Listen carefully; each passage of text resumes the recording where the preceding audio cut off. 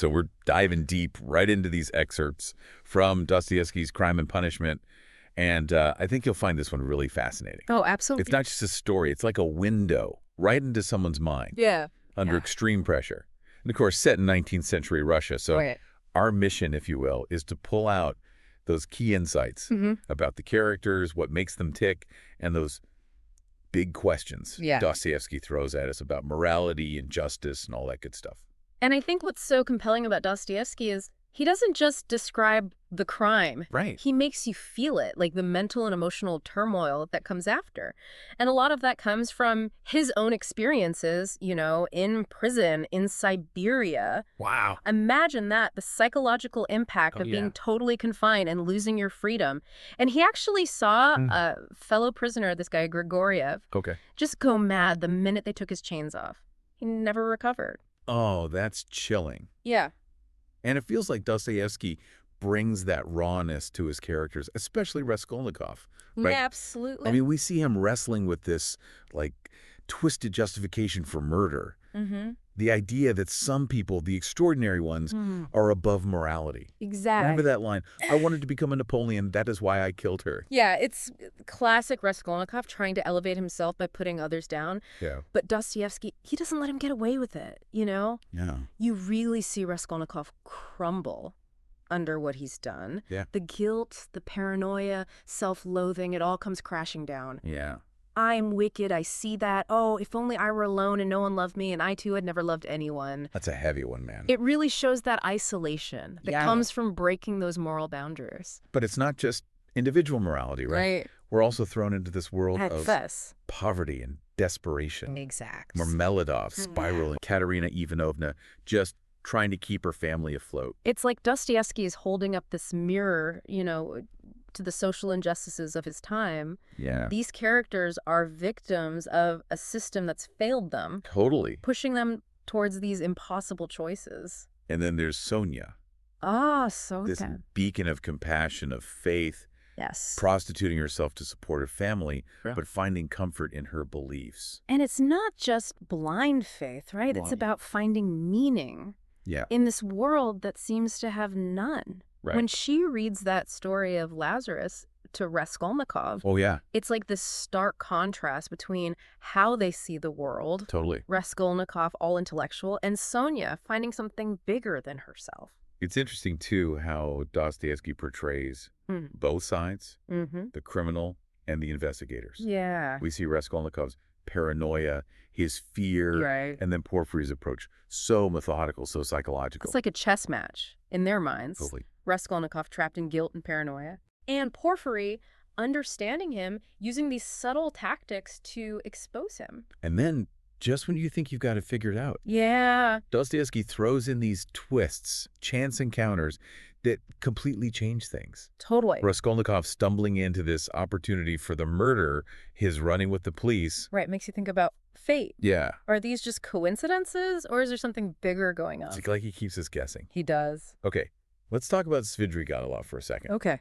This guy is a puzzle, morally speaking. He is. He does terrible things, but then shows this generosity. Seems to have real feelings for Dunya. It's the complexity of human nature. Totally. He says to her, you know my opinions in general, though. I never blame anyone. I do nothing at all. I persevere in that. It's a line that sticks with you. It is. I don't want to give away the ending. Right. But Dostoevsky does hint at this possibility of redemption for Raskolnikov. Right. We see him moving towards confession, and Sonia's there, supporting him. This question of forgiveness, right? Can someone who's done such a horrible thing truly be redeemed? Key question. And can society forgive them? So, before we get into the next set of excerpts, what are your first impressions of Raskolnikov? What jumps out at you? That's a good question. Yeah. Well, let me tell you. It's interesting, right, to think about these excerpts alongside Dostoevsky's own prison experience. Yeah. Remember, he was surrounded by people society had labeled criminals. Right. And that firsthand exposure really shapes how he portrays prison life in Crime and Punishment. Totally. And you'll see it's not the physical stuff that breaks Raskolnikov, but this profound psychological blow. So it's not like The hard labor, the bad food. Exactly. It's his pride shattering, that sense of self. Okay. He sees himself as this failure. Wow. A victim of fate, and that's what really crushes him. Yeah. There's this line where he says, "Oh, how happy he would have been if he could have blamed himself." It seems almost like he wants to feel guilty. It's this fascinating paradox. Yeah. He craves that clarity of guilt, but he's stuck in this loop of self-hatred and intellectualizing everything. Yeah. Constantly trying to justify what he did, questioning his whole theory of the extraordinary man. Yeah. He even asks, in what way was my theory stupider than others that have swarmed and clashed from the beginning of the world? So he's still holding on to that belief? Right.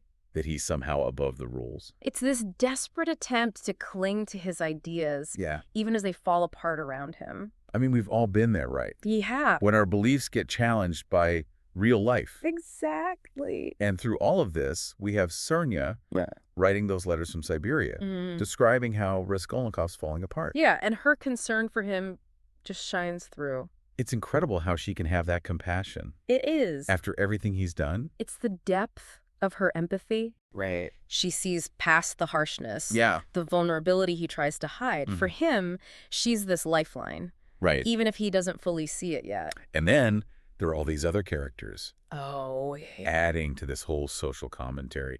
Dostoevsky's weaving. Like the landlady, Amalia Ivanovna. Yeah. Clashing with Katerina Ivanovna, who's just desperately trying to hold it together. Yeah. After Marmelado's death. Right. And the way they interact. Yeah. Even with all the tragedy and poverty. Yeah. It's almost darkly funny, absurd at times. Yeah. Shows Dostoevsky's brilliance, finding humanity in these really desperate situations. Like that scene where Katerina Ivanovna throws that memorial dinner. Trying so hard to keep up appearances and everything goes wrong. It's like a dark comedy. It is both poignant and absurd, showing how far people will go to cope with grief and loss. She's clinging to respectability as her world falls apart. And then we have the lieutenant. Ilya Petrovich. Yeah, so over the top. Right. And Raskolnikov so withdrawn. It's like he's watching life go by, but not really a part of it. So that detachment, is that a big part of his state of mind? Oh, absolutely. Yeah. He's become this outsider. Right. Not just because of the crime, but because of this gap that's opened up between him and everyone else. Yeah. And then guess who comes back? Svidrigailov. It's Svidrigailov, that morally gray figure. Yeah. Who seems to enjoy tormenting Raskolnikov with what he knows about the murder. Right. And he's obviously attracted to Dunya, adding another layer to the whole story. He's a tough one to figure out. He really is. Yeah. What's fascinating is he's almost like a reflection of Raskolnikov. Intelligent, charming, but capable of terrible things. Yeah. Remember what he says to Dunya? You know my opinions in general, though. I never blame anyone. I do nothing at all. I persevere in that. It's chilling. It is. It makes you confront that potential for darkness we all have inside. Their interactions are intense, to say the least. Like when Dunya pulls a gun on him and his reaction, it's almost like he's thrown off by her standing up to him. Yeah. And then this twisted kind of affection develops. It's the classic Dostoevsky. It is. Blurring the lines between attraction and manipulation and violence. Svidrigailov embodies those temptations that lurk beneath the surface. Yeah.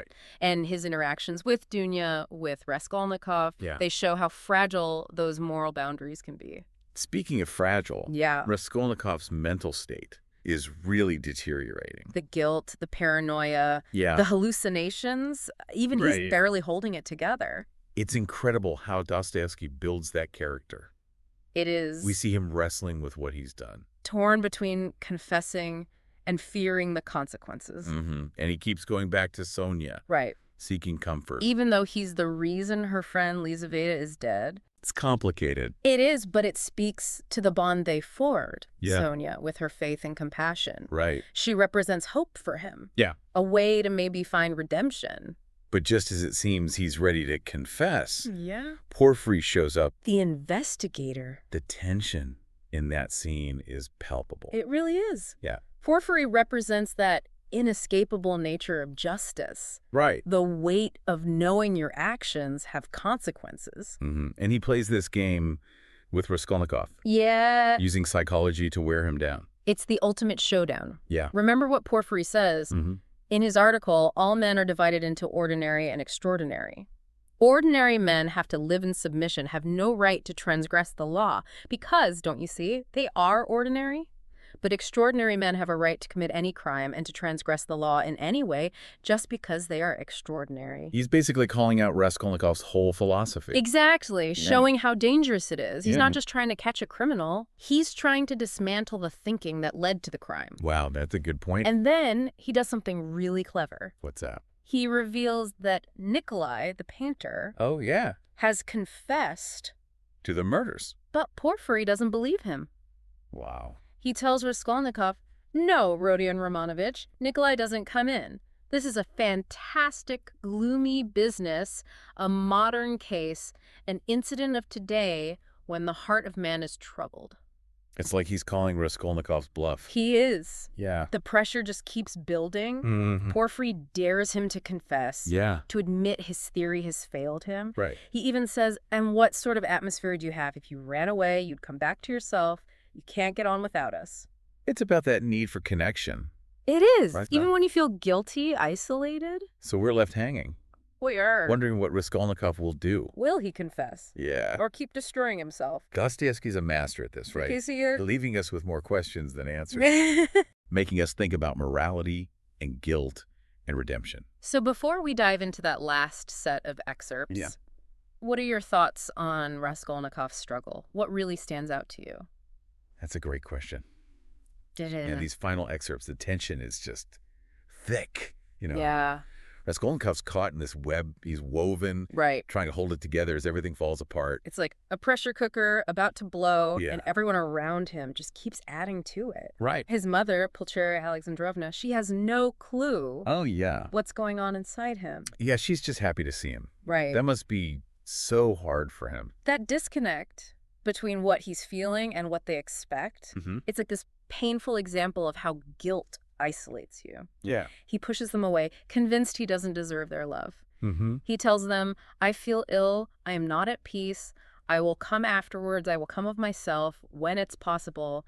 I remember you and love you. Leave me alone." But they just don't get it. They don't. And then Svidrigailov pops up again. Like a ghost. Right. And he drops some major news. Like what?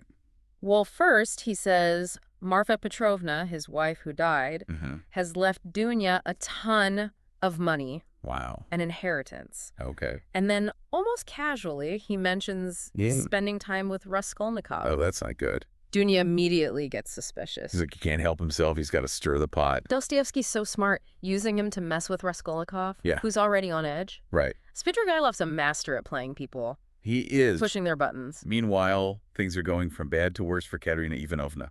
It's just tragic. Yeah. After Marmeladov dies, she completely falls apart. Right. Taking the kids to the streets, making them sing and beg for money. Yeah. It's this brutal reality of poverty, how it destroys families. It's hard to even imagine. Dostoevsky, he doesn't shy away from it. Yeah. He shows us the harsh truth, the struggles of the people society ignores. Reminds us that all these philosophical debates about crime and punishment, well, not everyone has that luxury. And then this just gut-wrenching scene. What happens? Katerina Ivanovna, she collapses. Oh, no. Coughing up blood, dying. In front of her kids? Right there on the street. That's awful. It's tough to read, but Dostoevsky wants us to see it. Yeah. That suffering. Right. He doesn't let us look away. We also have that weird scene with Raskolnikov and the lieutenant. At the police station. Right. Raskolnikov's freaking out. Thinking he's going to get arrested. And the lieutenant's just, well, himself. Over the top. Exactly. Yeah. It's almost funny, in a dark way, how paranoid Raskolnikov is. Seeing threats everywhere. Right. And then out of nowhere, yeah, Svidrigailov offers Sonia money. To escape her situation. He even says he admires her. It's creepy, but also kind of touching. Svidrigailov, you never know with him. No, you don't. Is he being genuine, or is it another game? It's what makes him so interesting. Exactly. But the real turning point, I think, is when Raskolnikov confesses to Sonia. Finally. Right. He tells her everything. The guilt, the twisted reasoning, his desperation. And Sonia, she just listens. Doesn't judge him. It's a huge step for Raskolnikov, admitting what he's done. And Sonia, with her compassion. Her faith. She gives him hope. Yeah. A chance at forgiveness. So as we wrap up this deep dive, it's this mix of tragedy and the possibility of redemption. Dostoevsky takes us on this journey. Yeah. Through the darkest parts of the human mind. Right. We're forced to confront these questions about morality, justice, forgiveness. He makes us feel for these characters. Even the ones who mess up. Yeah, even the ones who mess up badly. And now, we leave you to think about it all. The complexities of crime and punishment? Right. Here's a final thought. Okay. If you were Raskolnikov, stuck in that poverty, tempted by those ideas, desperate, what would you have done? That's the question. Right. We encourage you to read the whole book. Absolutely. Dive deeper into these characters. It's an incredible journey. Thanks for joining us on this deep dive. It's been a pleasure.